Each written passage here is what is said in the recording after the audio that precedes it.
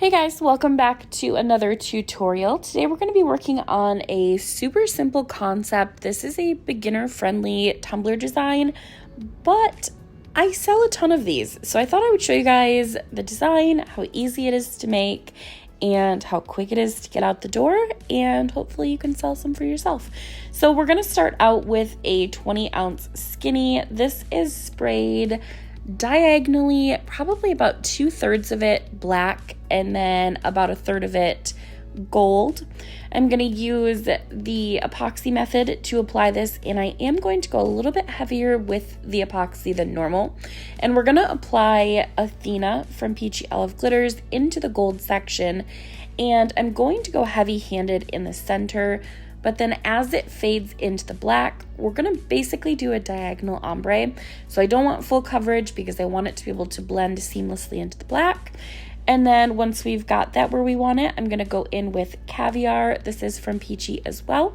And I'm going to kind of go along the edges and do a rough draft. What am I saying? Anyways, we're basically going to just lay the glitter down at this point, but I'm not going to create harsh lines. And then I'm going to go back in when I've got everything where I want it, and I'm going to put the black back into the gold section, kind of do my first round of fading. Once I've got that where I want it, I'm going to go in with Goddess. This is the fine cut of Athena, and I'm going to basically fill in the gaps where Athena didn't get full coverage. I'm going to go in the gold section, and then I'm going to use that color to kind of fine-tune the blend between the black and the gold.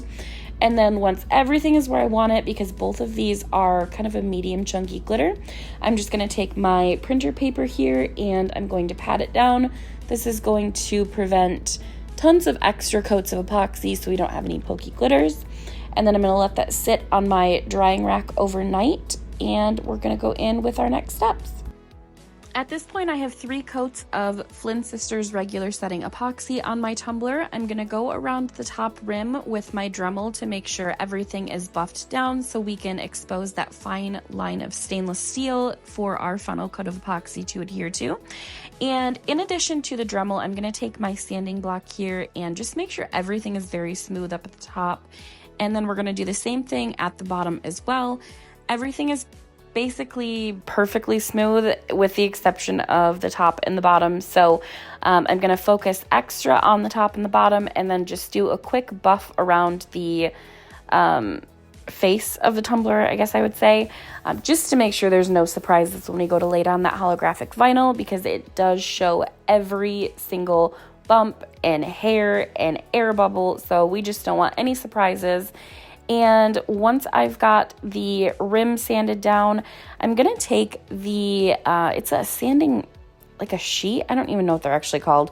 But just to make sure that my tumbler lays flat, there's no wobbly bottoms, I'm just going to run that along the bottom. I had a little bit of a dimple on the bottom there where it caused just a little bit of wobbliness. So I'm going to run that flush on the sanding paper. You can see right here where it kind of stuck out a little bit. That's just because my tumbler wasn't straight on my turner arm when I was spinning it. And then once everything is buffed down flat, I'm going to go over it with some paper towel and rubbing alcohol. That is going to wipe away any epoxy dust.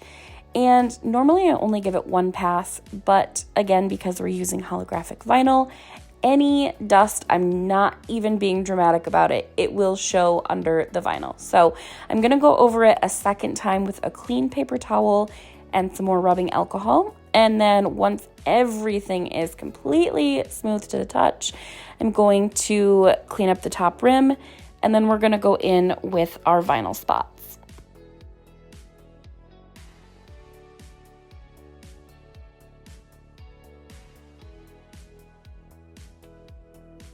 Okay, first of all, please disregard the arms of my sweatshirt. This is now deemed my craft sweatshirt because I have trashed the sleeves. I should know better than to wear white when I'm crafting.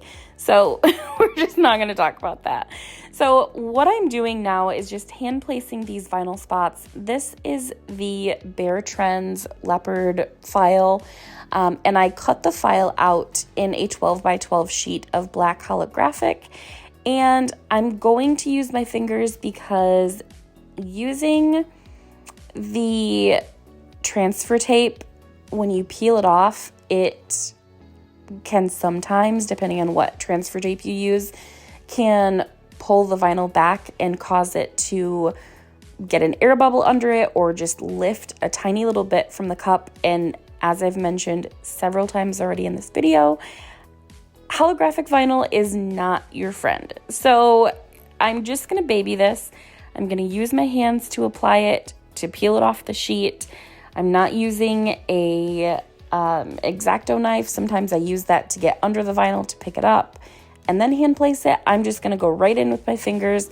I don't want to poke the vinyl or provoke it in any sort of way. So we're basically just following the gold diagonal strip of glitter that we put down. And I'm going to just make sure things look natural, that they're not like super structured, but also that you don't have leopard spots falling outside of that into the black glitter section.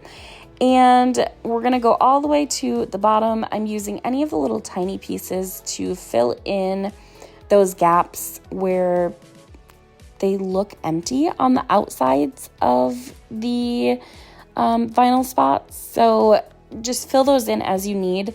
But basically we're going to use our hands, apply this, and once we've got it applied, I'm going to put it on my turner with some polycrylic and we'll finish it up.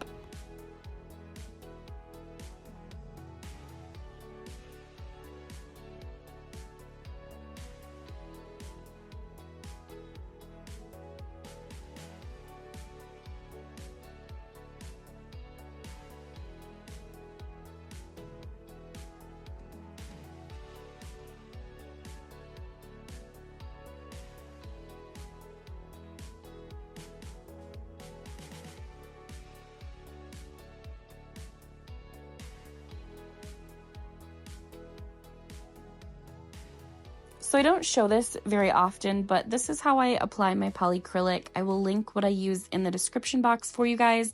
I just put it in a little squeezy condiment bottle and apply it with a glove. I just make sure that there are no like big pools, puddles, I don't even know how to describe it, but basically that everything is smooth, that there's no puddles of polycrylic, because it will dry like a milky color and it never goes away and it will show under your epoxy. So just be cautious of that.